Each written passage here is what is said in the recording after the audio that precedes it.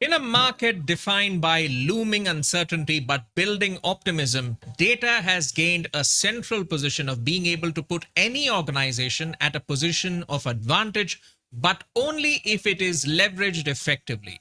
For leaders of a progressive business, it is essential to make the best possible decisions in the shortest time possible, and data analytics is where it's making this possible. In this context, the modern CFO isn't just a wallet bearer, but someone who is an integral player behind a company's digital strategy.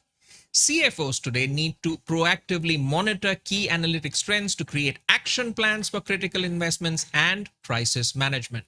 It is therefore necessary for them to drive and deploy data driven innovations to offset the risks brought by increasingly complex market dynamics, especially when an organization is looking at scaling up. In today's discussion, we'll look at how the leaders of tomorrow can leverage and implement data driven tech solutions to expedite their innovation journeys, revisit their business models, understand market behavior, and improve their top and bottom line. Hello, everyone. I'm your host, Gautam Srinivasan, and joining me on this panel today are Bhaskar Lakshmanan, CFO at TVS Automobile Solutions, Ved P. Goel, Group CFO at Dr. Lal Path Labs, Mandeep Mehta, CFO at Max Life Insurance, Sanjay Saxena, CFO at Paytm Payments Bank, and Sugandhi Shivkumar, Vice President for Asia at Alteryx. Thank you, everyone. Of course, here's a message to the audience as well that we will be taking some questions from you at the end of the panel discussion. So if you wish to ask anything to our experts here today, feel free to post on our social media handles and address your questions specifically to the speaker of your choice. And time permitting, we'll get a chance to get them to respond to you. Meanwhile, thank you everyone again for joining us on this talk. Let's start by addressing the challenges when it comes to digital transformation in organizations. Bhaskar, we'll start with you. In the context of data availability, accessibility, and quality, I want to understand from you the key challenges faced by organization in their digitization journeys. In our previous interactions, you've touched upon how the finance function, in a sense, is playing catch up to the product, in your case, automobiles, which themselves are becoming data hubs whereby customer behavior itself is changing the financial modeling of the business. So what steps are you taking to address that gap? Yeah, so thank you. Thank you, Gautam. Yeah, so the technology, to take a step back, first of all, the TVS Automobiles, where I work as a group CFO, we are in the end-to-end customer service, in aftermarket service, which includes insurance, roadside assistance, parts distribution, and spare parts and components. So as everybody is seeing, the journey has taken us where everything is by the click of mobile. So, and today the diagnostic tools are innovated in such a way that we can, if you are a customer of TVS, we will know what is really happening to your vehicle, and that sends a diagnostic report, which is available with your permission, and we can tell you what the vehicle needs from you. That is the transformation that today has gone through. You don't have to call us, you don't have to call anyone and say that, look, I have this problem. But whereas the diagnostic tools tell you, look, you have only another 100 kilometers, otherwise you have to change your battery, or you have to change your tires, or whatever it is. That's the level of digitalization that has gone into this. And I'll take a minute, to explain. Many people are using these terms very interchangeably, which is digitization and digitalization. Whereas digitization is, your former one, where the text is converted into, a computer recognizable script. Whereas the later, which is digitalization, is mainly to do with the revenue model itself.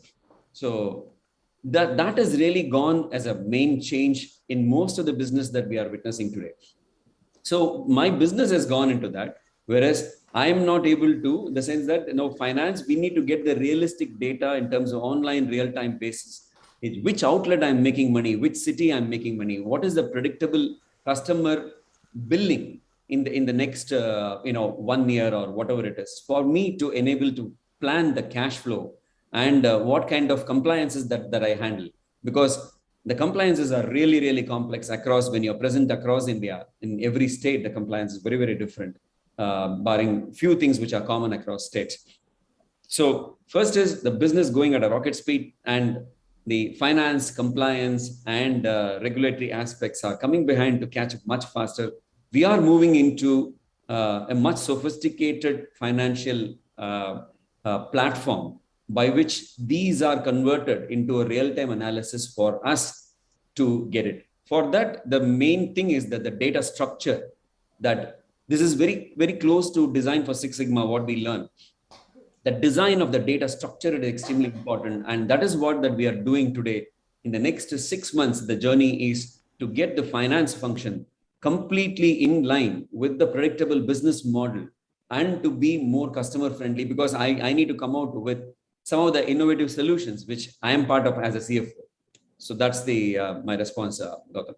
Well, we're looking forward to that congruence of different functions to enable a better service to your customers. And you, as you said, yours is an end-to-end journey with the customer. So it's imperative that all the functions work together in service of that customer.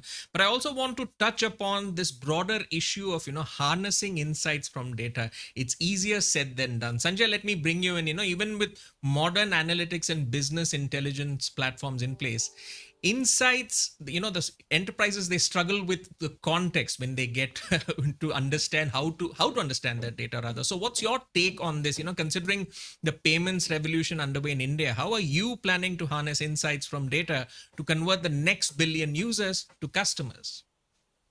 Yeah, yeah, thank you, Gautam. Gautam, before touching this point, I would like to stress a couple of points, highlight in a way, like, see, the digitization, especially in the context of the payment or in the context of the BFI segment, just think of few years back, a local bank or a local NBFC has a catchment area of, let's say, 30 kilometers, 40 kilometers. So there has been a lot of personalized effect of the services while delivering to those people in the catchment area. But when it comes to payment, when it comes to the credit, now there is no limit. You can have access. You can access to any customer across India, anywhere, any part of this. So data assume a great significance, and then in that context, the relevant data is much more significant, because now you have abundance of the data. But now you'll have to find out which is the relevant one, which is see, each organization has finite resources, whether it is in terms of their marketing spend, whether in terms of their incentives, loyalty, XYZ, right? So it assumes a very big significant proportion to where to spend, to adopt a targeted approach. See, if I see in the context of payment industry, the customer analytics is the one which helps to understand the customer behavior, their perceptions about their retention, their loyalty, what is cross sell, upsell, across their journey. So the point is that you have a lot of data, but see, it's very important that you cannot every day send SMS to each and everybody, because that irritates them, right?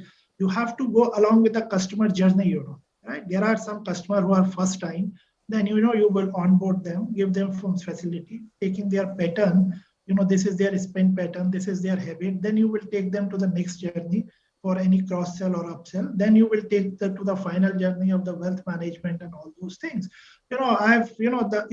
If every day, so you have to see that, you have to have a restraint that anybody who is not responding 3 times, 4 times, you stop sending the SMSs, you stop approaching them, because instead of, bringing them, it irritates them, right?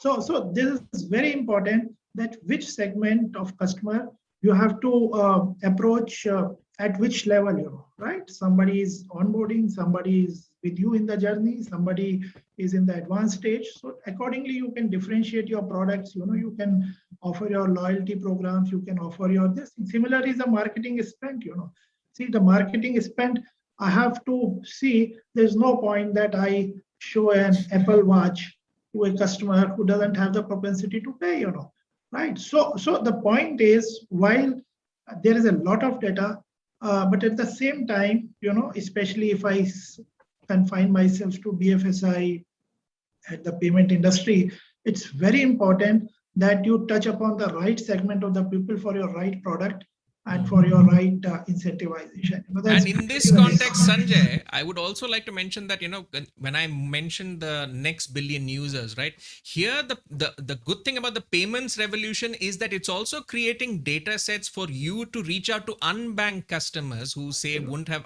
bank accounts, create a sort of a credit history for them, and then offer them relevant products. So in a sense, it's what you're referring to, saying you have products tailored specifically for certain sets of customers.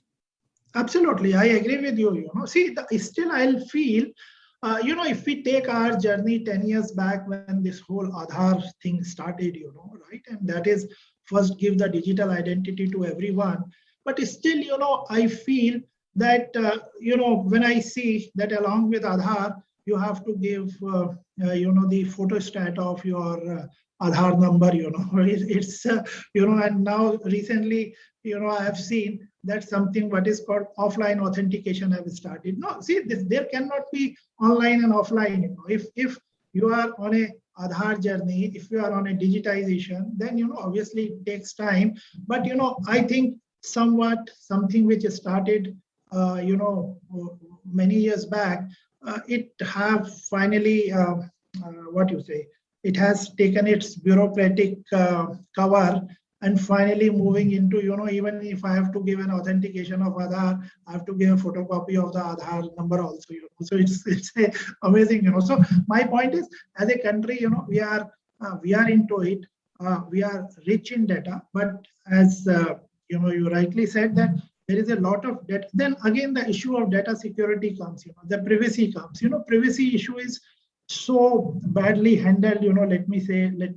Why Aadhaar cannot be available to the private organization, right? Aadhaar is my number. Aadhaar is not a UIDI repository, Aadhaar is not a government repository. It is my number. It is my consent whether I give it to XYZ, why anybody should be, So means my point is, while we have covered it in the world, as compared to many countries, we are much ahead, we are very well advanced.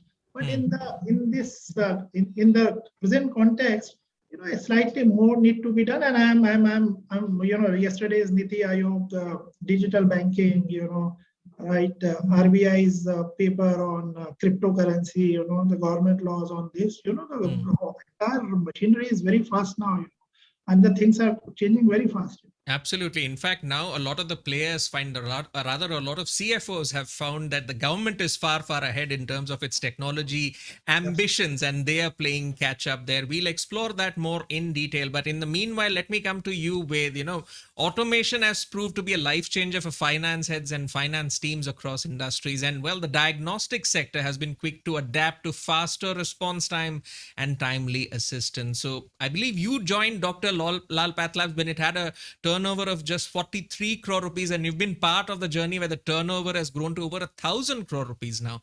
So in that journey, how do you think technology has played an integral role in helping the company scale up to such revenues? Thanks, Gautam. Am I audible? Yes, you are. Sorry. First of all, wishing everyone that they are all healthy, wealthy, and all. So I joined this company way back in 2006 when the turnover was 43 crore, and last year we clocked about 1581 crore. And this journey was started with few labs, 7-8 labs. Now we have more than 250 labs. We were having few collection center. Now we have 4,000 plus collection center and 10,000 plus touch points, which is pickup points. And let me tell you, this is not possible if without technology. This technology is where this diagnostic space itself has created and become so visible, scalable, accessible, whatever you call it. It is the only thing which is helped us is technology. And I still remember when I joined in 2006, immediately after that, there were, silos, softwares like for accounting and something like for registration, inventory, and limbs. But we took a decision to grow, to scale it up. We need to have one integrated system. And in 2007 itself, we have implemented ERP. And from there, we have integrated all the system, all the collection center, all the labs, and that's where the journey started. I think, in my view, without technology, it would have not been possible that what we have achieved. By the way, we are doing 1 lakh patient every day, and if I convert into test, it is more than 3 lakh tests we are doing today every day.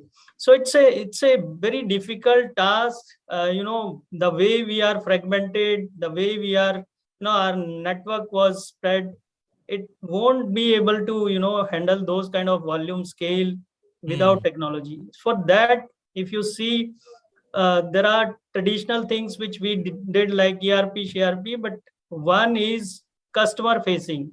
And nowadays, this digitization or digitalization, what Bhaskar was mentioning, is further accelerated during COVID or post-COVID or during this period. Because earlier, this company of ours was always known for doing a lot more automations, digitization, but this has been further accelerated. Nowadays, if you see during COVID, everyone was willing to have service on doorstep, and that too without contact. And if you see in our case, we can do whatever automation, whatever digitization, but we cannot get away with the blood taking activity. See, everything you can do automate or digitize, starting from registration, booking, paying, then taking your reports, downloading your reports, but we still have to take your blood. And that is something, everything you can do, but this is one activity where obviously you have to have physical touch with somebody. And during COVID, let me tell you this, we have done so much investment in this space, digital, so that now we are proudly said that we service each and every patient in such a way that they are, during those days also they have much comfortable, they have appreciated the way our, people on the ground has taken the samples and without, having infections traveling from each others and, so on and so forth. So I think in this, I can say digital in our company has played a great role. And as far as finance traditional, which is, it was used more for data custodian or data protection and all that stuff. But nowadays, this data which we are carrying, like millions data we have, this is very, very important. And patient data, which is more vulnerable to the privacy and all that stuff. That is where somebody can say this data has to use in a way where you can utilize this data. And that is not possible without technology. And something which is, handy in your hand. You can't analyze data manually. You can't do some algorithms and, machine learning without you have, this technology in your hand. So Absolutely. For example, you want to run a campaign. This is a huge population which is suffering like from a diabetic kind of disease. And if you want to figure out which area, which age, which gender category, and so on and so forth. So you have data, immediately you can, cull out and, refine and analytical use can provide that information. And then you can use that data not for, promotion, but at least provide that to the doctors and patient, because nowadays patient and doctors require the history, require trends. So if you see our app, it is giving today everything where you can see your history for past, let's say 3, 4, 5 years, how your diabetic is, going on, how you are monitoring. So those are the advantage of this data. And I think that technology helped us in this journey. It's an end-to-end journey, as Bhaskar said, whether it's for automobiles, whether it's for diagnostics, it's now an end-to-end journey in using technology to develop customer centricity. And it's great to see how those silos which separated functions are breaking down, and technology is enabling enterprises to do more with less. Taking that forward, I'll bring Sugandhi in for her perspective on this. Sugandhi, irrespective of the function, the idea, and leaders here agree, is that businesses should aim for seamless implementation of these solutions. So is there a secret sauce you could share with us from your global experience, and also any implementation pitfalls that businesses should be aware of? Wow, I wish I had the answer or a magic bullet, but what I'm going to share is really the cumulative collective experiences that we gather as we help clients, like all the speakers here, from different industries, solve their keenest data challenges, right? So interestingly, I'm going to cite some findings from a recent survey we did with IDC, where we went out to 5 Asian countries, including India, and we interviewed some 500 decision makers, people who make decisions around data and data-driven decisions and data analytics and its automation. And these were across 9 industries. So it's a representative sample. And a few things that came through from that survey were that clearly, while 94% of the respondents definitely understood and agreed that data analytics, data automation, are critical to stay performant, only 19% of the respondents actually said that they were experts, compared to just beginners, or we are practitioners and we are on that journey, but we're not quite there. And then the question arose, so why do we want to be experts, right? And as some of you have already pointed out, being an expert puts you ahead of your peers and ahead of other industry leaders and stalwarts. In the study identified 3 significant areas. Experts believe that they are 56% more conversant and superior to their peers when it comes to cost reduction attempts. 28% believe that by mastering data and getting on top of this maturity, they actually are better than their peers when it comes to business model innovation. So we have lived through some, and we are living through some unprecedented times where innovating our business models is pivotal to our success and to our survival. And so mastery over data is important in that. And 17% of the respondents also said that when they had mastery and expertise in data analytics and data analytics automation, they were superior in terms of product development and go-to-market models. So then what held them back, right? So a lot of you have articulated some of the challenges. And yes, it's certainly in terms of not having a data literate workforce. The workforce is there, but suddenly to tell them all, hey, we want to get data driven and you all need to get very conversant in this new language of business, or data is the new oil, or data is the new currency. People were grappling with that, because data literacy is not just the ability to understand, but to analyze, to argue, and to even communicate with data in a very fluent and conversant way. And like learning any new language, it's about practice, and more practice. So some of the challenges that we are often faced with by our clients is they are very hard to use tools. Some of them say, hey, it's, my workforce is just not data literate. And some other challenges like scattered tools, like, and we talked about privacy and security issues and all that. So the capabilities that our clients focus on delivering today are pervasive data literacy. So a lot of organizations that we have seen it's not that they've not spent significant investments, but it's a question of, are you investing in areas that just benefit a few elitist data scientists and cybersecurity experts, and building these centers of excellence for just these elite few? Or are you truly investing where it matters for what we call the citizen data scientists?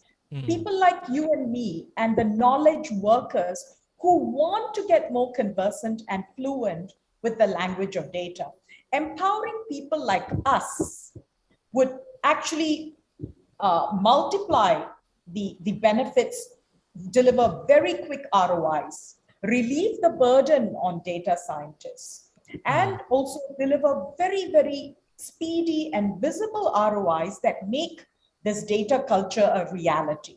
So rewarding the practices around becoming more data centric and taking data driven decisions should be encouraged and rewarded. And you need to empower people. So we identify 4 key dimensions in this journey, right? And it's always a good question to reflect on. First is strategy. This is where it all begins. And most of us have devised over time a strategy around managing organizational data. I mean, we are talking to chief financial officers who are the custodians of organizational assets. And what's more valuable than data? Because intrinsic in every piece of data is a lot of latent value. So this is probably one of the, arguably the most important organizational asset. So it starts with strategy, then it pervades into, do I have the data? Do I have all the data I need, the relevant data I need? Do I trust this data? Do I get it at the regular frequencies that I need it, in the format I need it? And that's where it starts to accelerate. And then the third piece is to make sure your workforce is adequately empowered and adequately data literate so that they're conversant with this new language. And last but not least is the process element, where you start embedding data analytics, the insights and the breakthroughs into key processes like product innovation, like key initiatives, right? And where we find organizations actually strong is the first 2 dimensions. They have a strategy, they probably have the data. But where it starts falling off is the people element and the process element.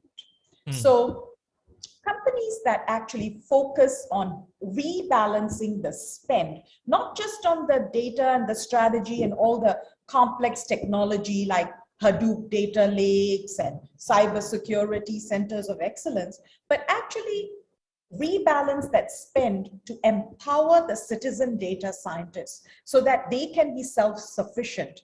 Those are the organizations that are leading the charge and are actually able to draw useful insights and breakthroughs from their data. I love a saying by Helen Keller at this point. She asks very aptly, what is worse than being blind? And her answer to that is to have the gift of sight, but no vision.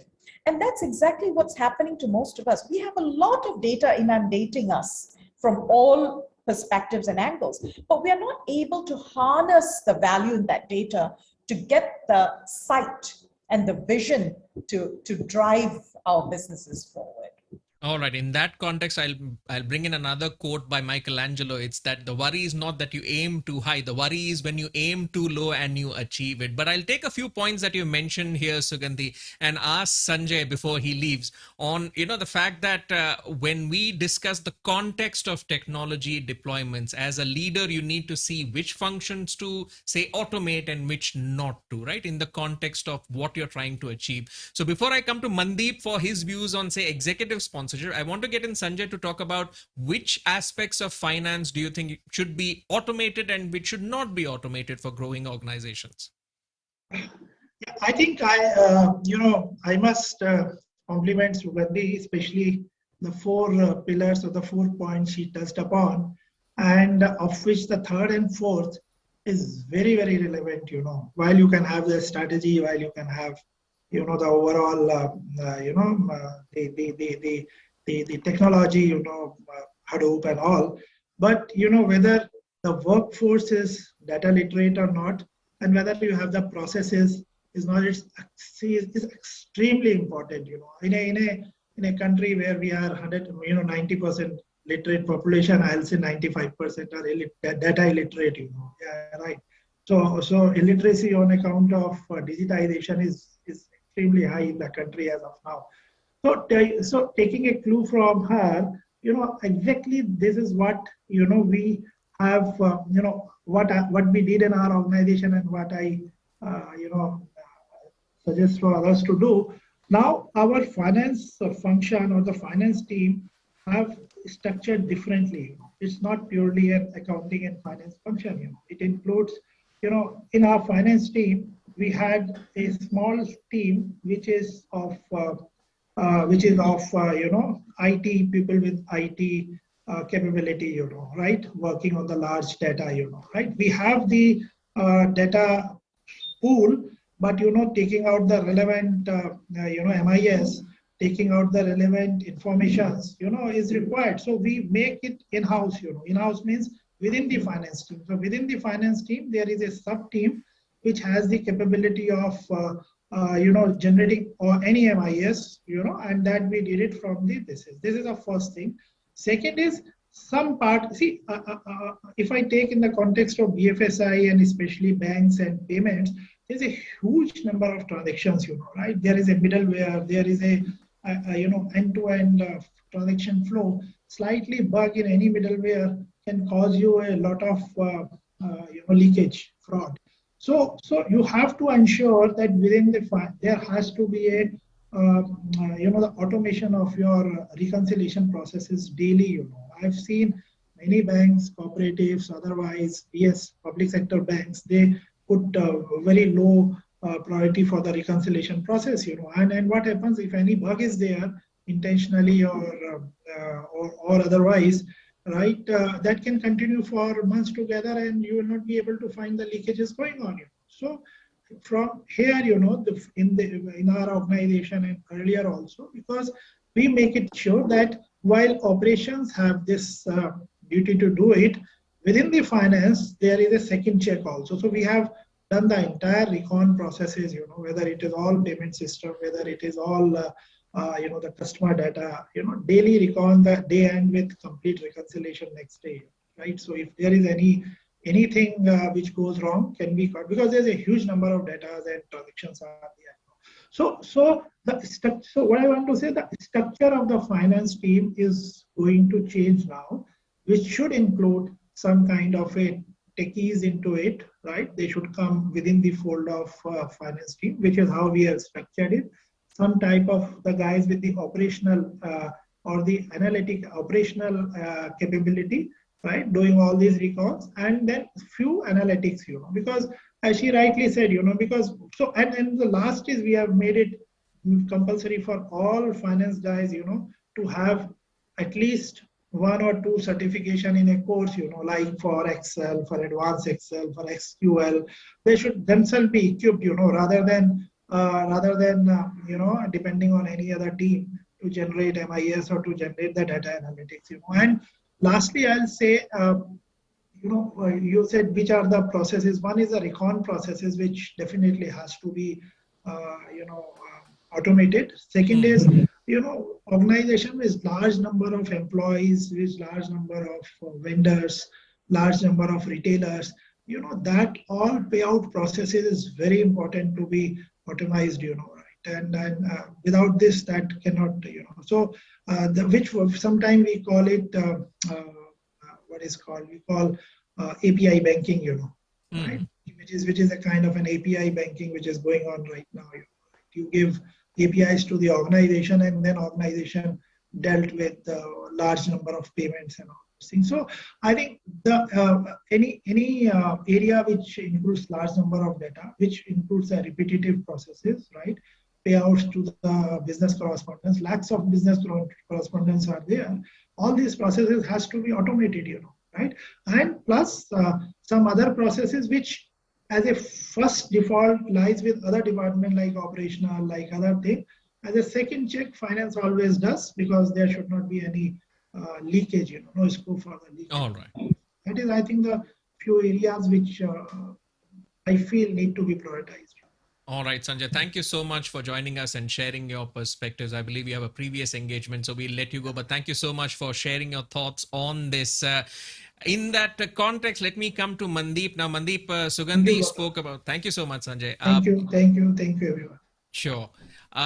Mandeep, in the context of what Sugandhi spoke about, in terms of data empowerment, what's important is also the executive sponsorship, in terms of institutionalizing and integrating data and analytics in processes. So what's your take on it? Any interesting experiences you could share? The insurance industry rather has seen such a massive change in the past 2 years. I'm sure a lot of interesting experiences have come about. So if you could share some of those.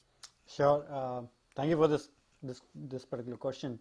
But before that, Sanjay mentioned about the constitution of the team, and I was happy that he's saying so, because in our finance team as well, so we have a mix of finance professionals, of course. Then we have data scientists, and then we have citizen developers, as Sugandhi was mentioning.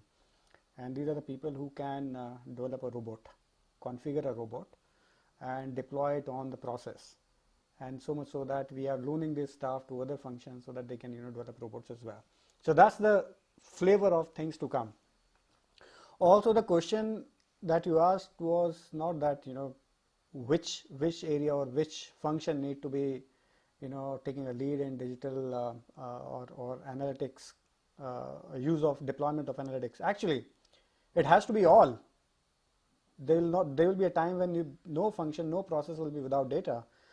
The question as of now is when. Which function will do it first, and then which one will do second, because at the end of the day you have to prioritize, you have to do the resource allocation wisely.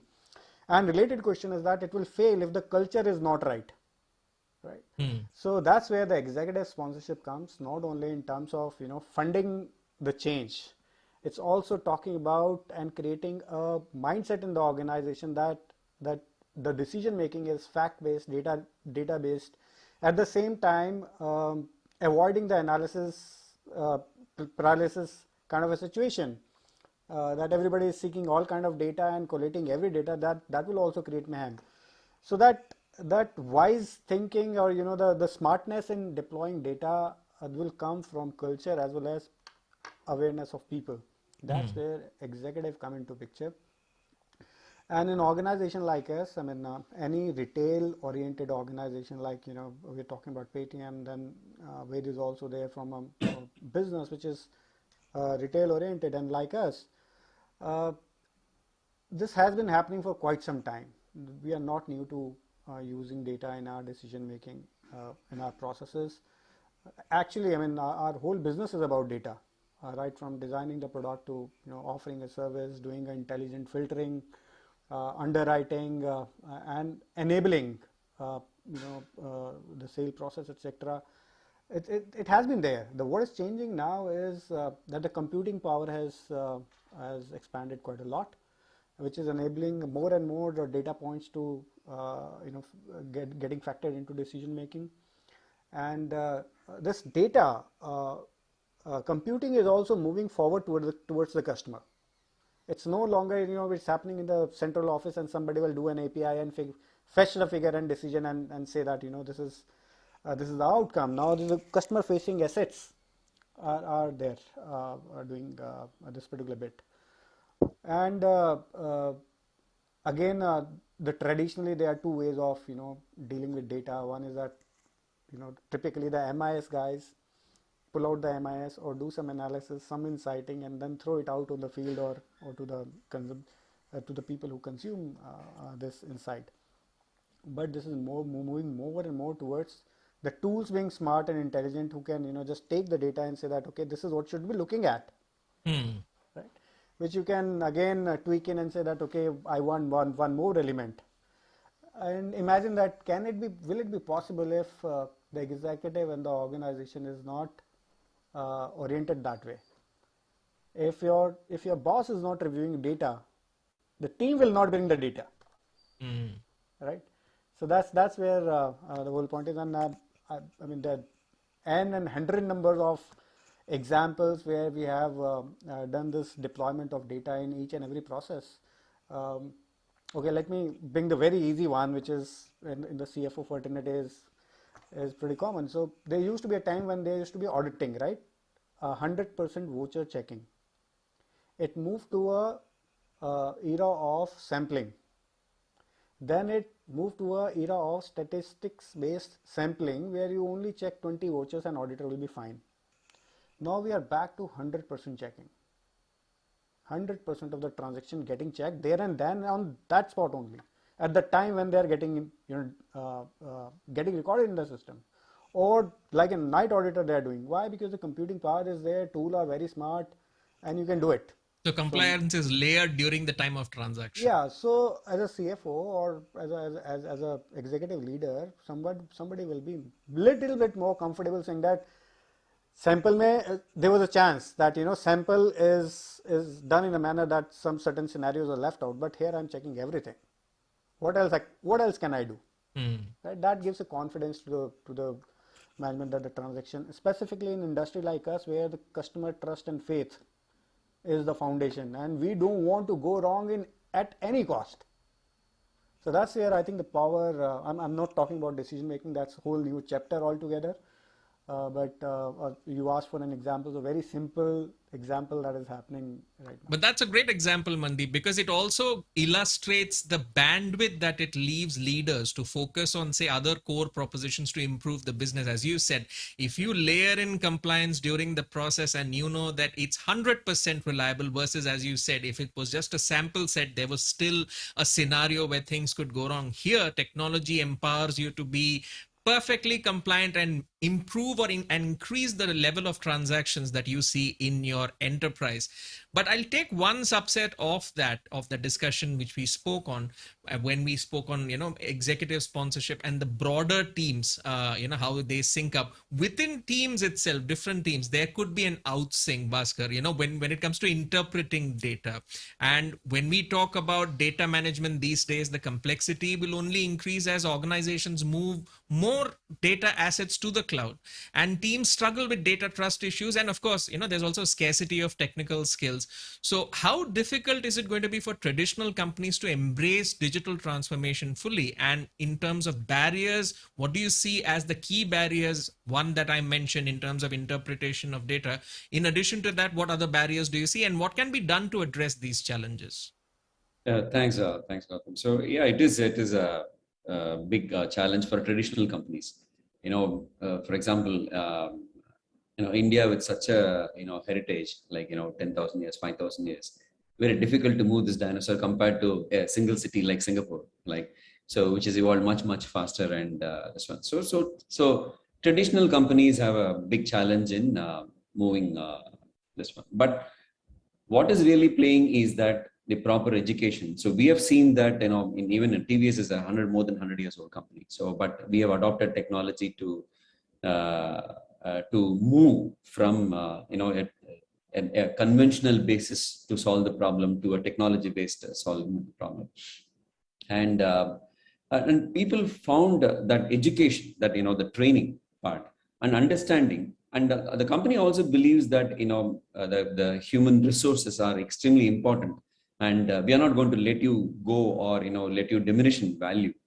And that kind of an assurance once given, and people are willing to move into this one. It is not that what I can do with this now, but how I can scale up with the technology. Today, my ability to process, let's say, review 100 customers with the data technology and availability of the power of computing, I can review 1 lakh customers today.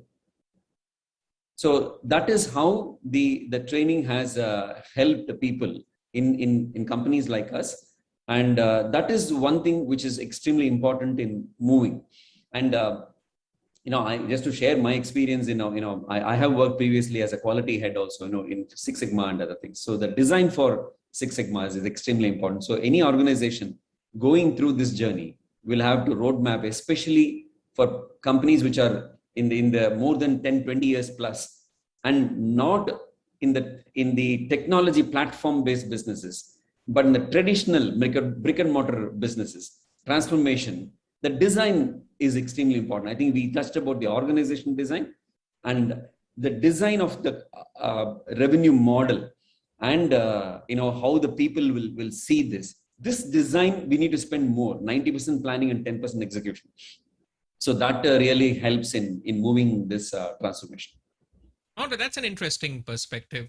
It's not just about, say, the organizational design. It's also about the revenue model design that organizations need to focus on to make sure that they get the outcomes which they seek. At this point, I'll also like to give a reminder to the audience that they could send in a few questions for our panelists to answer, and they could use the Q&A facility available on Zoom itself if they'd like for asking any questions. Of course, our social media handles are also available, so you can post your questions there.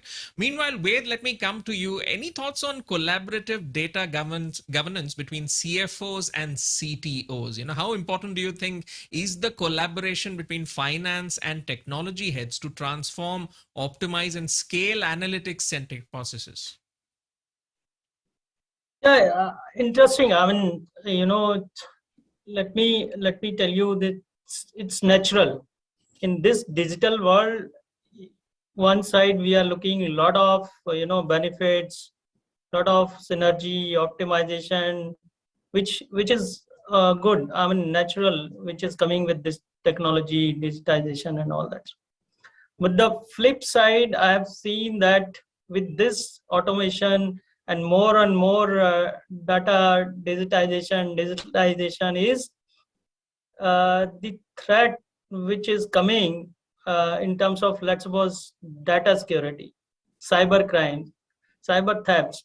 I think Sugandhi and Manpreet also was, talking about something where we as a company has a responsibility to protect that, because we are carrying very sensitive data, which is, personal data of any patient, So those are nuances which anyways, coming with this digital world. And for that, it is very, very important that finance and, IT has very collaborative approach.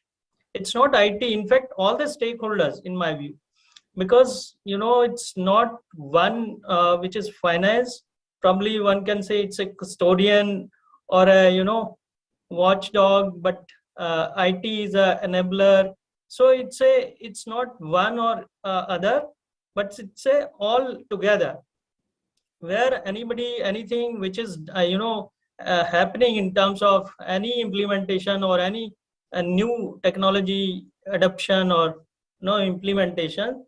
So this is very, very important that all the stakeholders, including the IT, finance, obviously these are two core, and I would say IT is a center of every business nowadays.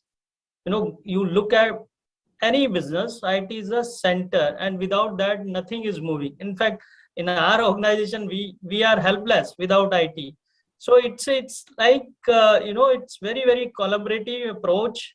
And since beginning, I think in our company, at least, I have seen that this is the approach we are taking. One side, we are looking what customer wants, what are the expectation, where world is moving to different levels, very, very high expectation, very fast things, like earlier days you can wait for your report. Nowadays, once you give your sample, you expect that you should know when my report is coming. So what we did is, like, we have a ETR kind of thing, estimate time of report. So once you register your sample in the system, or the phlebo who is taking your blood, at that time it's registered, immediately you get a message that your estimated time of reporting is so and so. But in this, whatever is traveling, which is, be it demographic details or patient personal data, where IT is just enabling this, but somebody at the back end is also ensuring that there is proper process, controls and compliance and governance which is kept under control. So those are, I think, in my view, every company must be having those.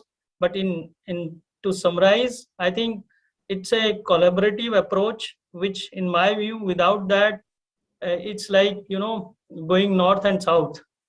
All right. Let me expand that point from day-to-day decision making to strategic decision making and bring in Mandeep. Mandeep, we hear so many success stories where, say, advanced analytic models helps leadership with strategic decision making. So in the life insurance sector where predictive analytics has a huge role to play, have you seen any strategic decisions being made based on, say, data patterns and predictability?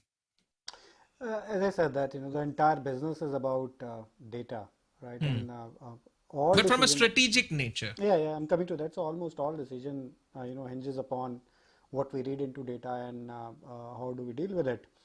So right from saying that, which product line is need to be tackled right now.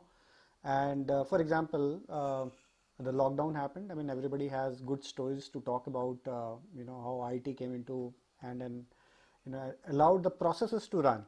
But there is another aspect of decision making that also happened in terms of which area probably, you can go and still make sales in person, where you have to go digital, right? And what kind of product you can push in this environment, because now protection, which has been talked about in various forum, is a double-sided sword for the insurance, in the sense that it also gives profit. At the same time, if the claims come in, it can hit the bottom line in a big manner. But then strategically deciding that what kind of customer you can still offer this particular product is one of the use cases that come in. Then your strategic portfolio management is a piece which is done through data in terms of balancing profitability with growth. Right? That is where the decision making is currently done. But as my most favorite one is identifying customer pool, their wants, and figuring out what could be the next product development that will be required in the market. Is all futuristic data, predictive modeling, as well as the behavioral analytics that work behind it, to come out and say that, because a product development cycle is about a year, and its shelf life could be 6 months to 12 months, because somebody else will copy it. So you have to be really smart about it in terms of which customer you are offering and what you are offering. Anything you could share coming out of Max Life? I know it's a sensitive question, but if you could, just something which has caught your eye, some trend. So we recently launched a nice product. The whole boom of the saving products which is happening in the market before the COVID came in, right? That is where the power of identifying customer need has played a role. Now, and you will soon see that they talk about reinsurance coming and asking for a price hike. How the industry deal with it will purely depend upon which pocket they can increase the price and where they cannot increase the price. And the third strategy which is coming up is like how much risk to be retained in the company, how much need to be offloaded. And I'm saying that this is not unique to Max Life, by the way. This is the way the business runs. Actually, everybody is thinking that way. All right. Well, we're coming to the top of the hour. So time for one last question. Let me bring in Sugandhi before we go to the audience Q&A section, and keep writing in those questions in the Q&A part of the chat so we could take that. But Sugandhi, coming to you for the final word, could you discuss, say, a couple of Alteryx solutions helping businesses take game-changing strides towards advanced analytics? Okay. So I think I wanted to address something that came up during the discussion first. I think whatever we do, we are moving a big ship here, whether we are an old organization or a new organization with new funding, trying to find, new ways, innovative ways of doing business. And I think that change management aspect to create the success in whatever you do with data, is critical. And we talked about, executive sponsorship. So very clear strategies and tactics communicated organization-wide. I think the other thing we talked about is the mass democratization. So don't keep it to an elitist view, but democratize this. Analytics automation, data literacy, they should all be freely available. Of course, within the tight framework and boundaries that we talked about, privacy and all the security elements that we talked about. And I think a very key thing that we have seen in our most successful implementations, and I'll share some areas that we've seen a lot of success, is where companies actually take this upon themselves to create fun out of data. So they do things like hackathons, they gamify this whole thing. So whether I'm a HR person, a supply chain person, an office of finance person, or anybody, I partake in this gamification exercise. I earn badges. We are living in the age of wearables, and where we are used to having all these badges and rewards that we post on social media to say, I'm this and I'm that. So, a data shiro or a data hero. So I think creating this ambience of recognition and rewards is very important. Now, Alteryx is obviously a 24-year-old company, and we've done this with tens of thousands of our clients across 90 countries. We basically provide a seamless platform that brings together people, process, and technology, and in a no-code or low-code environment, so that you can interact with all the data that you need at whatever regularity you need, with all the trust and the governance inbuilt, so that you and I, citizen data scientists, can accelerate this whole digital transformation experience, because it's a very easy to use platform. We obviously make intelligent decisioning, empowering your users extremely easy, so that the journey is more likely than one that is fraught with challenges. Now, outcomes can range from driving cost reductions, driving increased revenue opportunities, reducing or mitigating risks, and eliminating penalties. But in more recent times, the more exciting ones have been around how we are fighting the pandemic. From contact tracing, we talked about lab tests. I mean, we live in an age where everyone wants to know whether their art or their PCR tests are positive or negative. So different labs are providing all these tests. How do we make sure that we are able to consolidate all these different formats and report that to the authorities that want to monitor this on a national scale or on a district level? How do we fight this pandemic together? How do we grant access controls? Like, we've had different rules changing every day about who's allowed to dine, who's allowed to visit who, and how large social functions can be. All this has been based on a lot of data, and we have powered a lot of these. We continue to power institutes of higher learning from the time they admit a student to the alumni stage, predicting retention, predicting grade point averages of the student.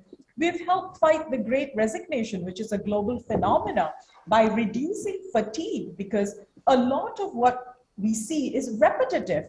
The reconciliations, the settlement processes, the recurrent journals that we pass through, the various mundane stuff that gets to people. And because volumes have increased, we don't want to exhaust our workforce. So automating all of this are what I call low-hanging fruits, and reaping immediate rewards, and actually winning the confidence and your employees, increasing their employee retention factor, right? We also have oil and gas majors within the ASEAN countries using us to do crude oil hedging. So they build predictive models using all kinds of sentiments around oil prices, to actually build predictive models and hedge ahead of time more accurately, so that we live in this volatile world. We have convenience stores that optimize their assortment, that make sure that the right, if a stock out is about to happen, hey, I better know that. And based on the demographics of the store, what are the fastest selling products? What shouldn't I be keeping in those? So, optimization of merchandise. We have Fortune 500 pharmaceuticals using us extensively. We have consulting companies and tax advisory companies using us, like 65,000 people running tens of thousands of workflows that automate a lot of things, so that it frees up time for people to actually think about how do I use this data to drive my business forward.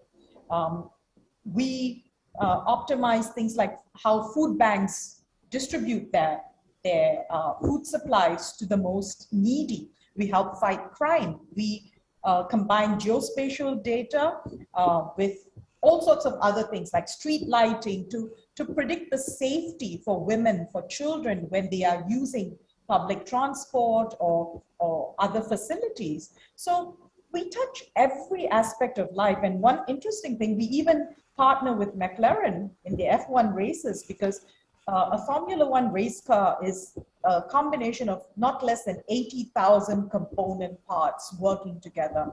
Each one is a piece of intricate technology that can make or break a race.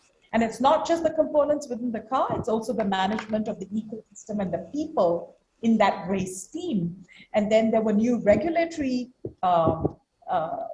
rules laid down by the F1 governing authorities about maximum spending to level the playing field. So everyone can spend about 145 million in the race season. And how do you optimize this spend so that you will win the race? Is it on this component? Is it on the people? Is it on the pit stop, you know, etc. So I can go on and on about this for days. That's a wide variety of use cases, Sugandhi. And I guess you could bring it to a marketing slogan of you bring great things to life. And that's where the power of technology comes through. And especially relevant when you speak on automation. You know, why do something which takes 10 steps, which you can do it in 2? And that's the context of outcomes which you speak of. Think about how that process is panning out in the system and then work on a solution accordingly. Point taken, Sugandhi. It's time now to get some audience questions in. We have one coming up, and this is on the topic of, well, you know, so many startups and MSMEs, they're helping big companies manage supply and manufacturing. So how can technology or digitization be made the heart of their functioning, as in the small companies, and help them bring more productivity? So it's an important question. It's all moving parts, right? A large enterprise works with small companies, but everyone needs to be in sync to make sure that the outcomes are achieved. So how do you achieve that sync in terms of, say, their digital efforts? Bhaskar, you want to take a shot at this? Yeah, so we have done with our suppliers, with a lot of MSMEs are supporting us, and we work with them. In fact, we have devised the kind of e-ordering facility, which will also give them, like, with the app, which will actually help them to manage their inventory and production in such a way that we are able to get it on time. And it saves the pricing is also done in such a way that it helps them for their cash to cash management. So that is how we have done it. I'm just putting it in a very simple words because we are running out of time. So that is one thing which we have addressed in the e-ordering platform. All right. Mandeep, I believe you have some interesting stories to share when it comes to data analytics. Go ahead. So I'll talk about two actually. You asked about the use of analytics in insurance. Just to understand, and this is related to common people, how the insurance companies are managing the increase in death, right? So death is marked in the system and the data comes to us and we keep tracking. Of course, there's a 3-4 times increase in the normal death that the insurance company have been experiencing. We also match this up with the data produced by the government as to the death rate and figured out that probably there is a deviation, right? Our death rate of the population that we secured versus what government is saying is definitely different. And probably you would reach a conclusion that it's not insurance per se don't represent the entire India population, because only the insurable population, a very small portion of insurable population actually get insurance. But when we started digging deeper, we also realized that there are deaths which are not marked COVID death, but are indirect consequence of the COVID, and this would be heart attack, tagged at heart attack, but this is happening after the COVID. So the real death rate due to COVID could be a little higher. Now, using this data, you will start predicting in terms of what will happen if the wave 1 happens, wave 2 happens, wave 3 happens, wave 4 happens, and the graphs, the time duration between when the peak recedes and then you will come out with a kind of claim that you may experience. And all the insurance, I mean, I'll not say take credit saying that we are the only one, but we also managed, we created additional provision, additional reserves to make sure that we are paying customer claim when it is coming to us. And we have the financial strength, and our balance sheet is adequately protected to make sure that the claims can be paid when they are due. And thankfully we all, the sector is well secured in that particular respect. The other story is actually antithesis of data analyst kind of the work that we are using. So there was a huge shortage of oxygen cylinders, right, in Gurgaon. And we, as in our finance department, thought we should do something about it, and we set up a process saying how the information of when the oxygen is coming, what would be the capacity of the tank, how many cylinder it can fill, how many liters of oxygen it can fill, including wastage, etc. And we prepared a model and presented it to Haryana government, saying that this is what we can develop, our IT team can develop, and take this model free, so that people know how much time it will take for them for each oxygen cylinder to get the cylinder filled. Because for one patient, there are at least 3-4 people in the road trying to fill the cylinder, and they are unaffected. Otherwise, they would have been patient as well. So the chances of infection spreading was high. So we went to the government. Government said that good idea. Let's go to this particular plant and figure out the process and do that. And that visit never happened because there could be conflicting interests at the plant, which will not allow you to do. So data was not available. So what we did is we tried to figure out, can we install a CCTV camera, capture the queue length, etc. And then can we use Google traffic data, etc. We explored everything. The data was not available. We did a very simple thing, and this is called Indian Jugaad. Right? We tied up with the chai walas and fruit seller in front of the oxygen center. We started giving them call 4 times a day and asking, "Bhaiya, oxygen mil raha hai? Acha, kitni lambi line hai?" And he will by and daja say, "Ji sir, 2 ghanta lagega." And we started publishing it. That's all. So we don't need, That's the next level of a phygital experience. Smartly use your human resources with digital resources to get the outcome. Stories from the trenches of the corporate battlefield, and I'm sure there are many more to come, Mandi. But thank you so much for sharing with us those anecdotes. We're almost out of time, so let me ask the last question to Sugandhi. Sugandhi, you've heard all these wonderful stories coming about. According to you, where do we see that point of singularity for customer experience and digital experience from here on? What are the possibilities as we look to wrap up the conversation? So I think part of the possible lies in leveraging the intelligence that lies within the data. So knowing your customer preferences, predicting what their next interest or product or inquiry is going to be about is all going to give you that edge, because it's all about customer experience today. And everyone's talking about customer experience, but how do we give that white glove service to our customers that we want to keep so that they don't get distracted and go to the other? I think a lot of inferences can be drawn with the data that you already have. I mean, Mandeep just shared, a very like a secondary source or of data that was used, right? So today, with a lot of social media and sentiments that are expressed on different things, you can get hold of a lot of data around your customer that yesteryear wasn't available. And companies that are able to combine and not limit themselves to just one, fixed aspect or source of their customer data will certainly have the edge. And again, at the risk of repeating myself, it's about empowering the people to use that, people at the front line, my customer service representatives, and not having this just with the data scientists or the IT department, because by the time they whip that data into analytics and give you the results, your thinking has already changed. And there's no sequence to people thinking about servicing their customer because you're providing an experience. So you need to have it at your fingertips. So empower